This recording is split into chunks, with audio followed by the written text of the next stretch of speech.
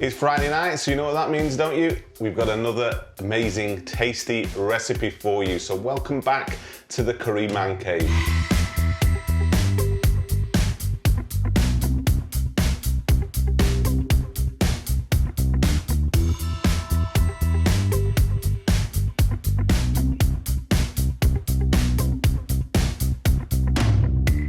So we're talking butter paneer this week, a delicious South Asian dish that is the favourite of many in South Asia, and particularly vegetarians. So if you're a vegetarian, you're going to love this dish. And if you're a vegan, then you can just substitute the paneer for a hard or firm tofu and you'll get a similar result. Now, we're substituting the cream for coconut milk in this, and the results are astounding. You're going to love this dish. And even if you're an avowed carnivore, I can promise you, you're going to be queuing up for seconds with this one.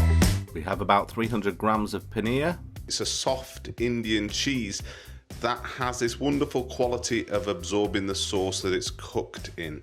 We have 1 medium to large onion that's been finely chopped. We have 2 Asian green chilies that we've sliced lengthways. Remove the seeds because we're not looking for too much heat in this. We're looking more for the flavour from the green chilies. 250 gram carton of tomato passata. This is unsalted butter, and we've got about 60 grams of butter. We've got about 1.5 tablespoons of rapeseed oil, and we're just using this oil just to prevent the butter burning in the pan. Our whole spices, we've got a scant teaspoon of brown cumin seeds, got just about 1/2 teaspoon of fennel seeds, that will give a slight anise flavour, and we've got a small piece, you can see there, of cassia bark, and here we've got a tin of coconut milk. We'll probably use about half this tin. We have salt to taste. For our powder spices, we've got 1/2 teaspoon of turmeric. We've got a good heaped teaspoon of coriander powder. This is freshly ground coriander powder. We've got a good teaspoon of freshly ground cumin powder. Just got just over 1/2 teaspoon of red Kashmiri chili powder, and we're really using this for colour more than anything else. And we've got a scant teaspoon of garam masala. We'll use this spice at the end of the curry to really bring it to life. And we've got 4 cloves of garlic, which we'll finely chop. Now over to the pan, and let's put this all together. So we've got our oil heating in the pan, and now we're going to add in our whole spices, which is our cumin seeds, fennel seeds and cassia bark. We just want to cook these out for around about 45 seconds, just so that all the flavours infuse in the oil. The reason we put the oil in is so we don't burn this butter.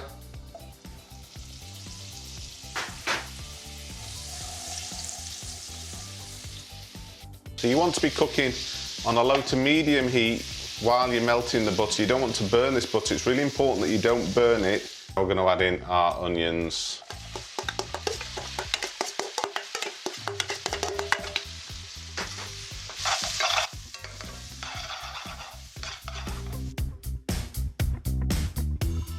It's about 5 minutes later, and you can see the onions are going nice and brown.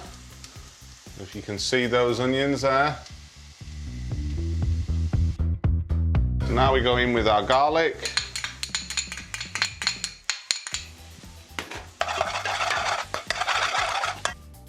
Okay, so our garlic is nicely cooked and just starting to turn brown, which is where we want it. So now we're going to add in our powdered spices. So we have our turmeric,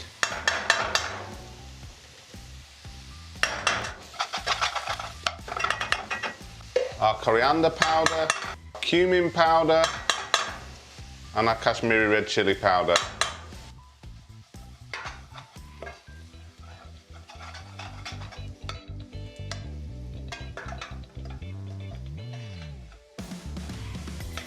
We just want to cook out those spices for about half a minute.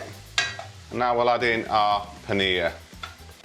What you want to do is you just want to coat the paneer pieces in the onion and spice mix. We don't need to grill or toast the paneer. We just literally want the paneer to absorb these flavors, and then we'll go in with tomato passata.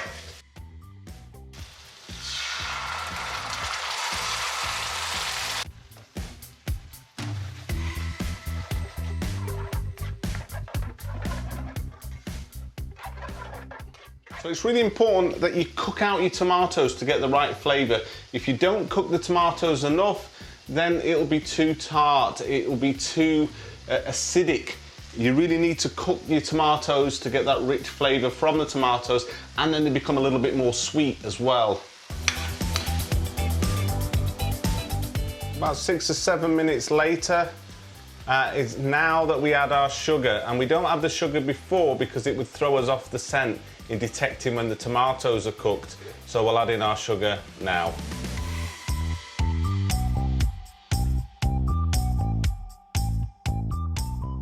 Don't forget to scrape off all the residue that builds up on the side of the pan and pull that back in to the curry, because that's where all your flavors are.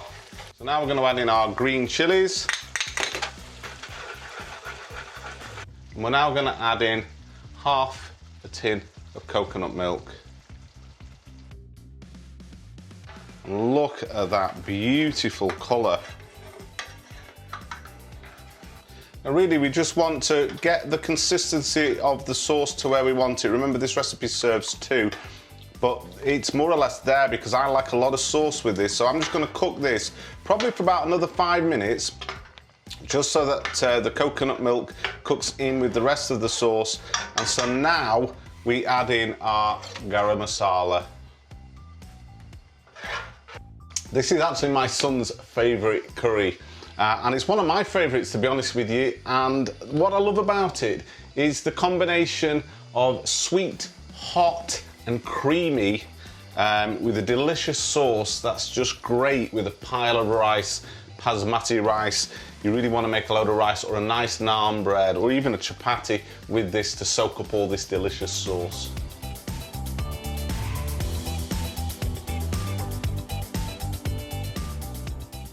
The all-important taste test. Let's see what this tastes like.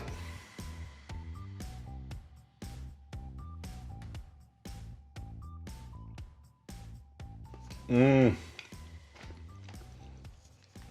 love the squeakiness of paneer. If you've never had it, you must try it. It doesn't particularly have a taste all of its own. It just absorbs the flavour of the sauce that you cook it in. But I love that squeakiness of the paneer. It's really lovely in the mouth. And this sauce, it's hot and spicy, it's sweet and creamy. And if you like hot and spicy, sweet and creamy, you're really gonna like this.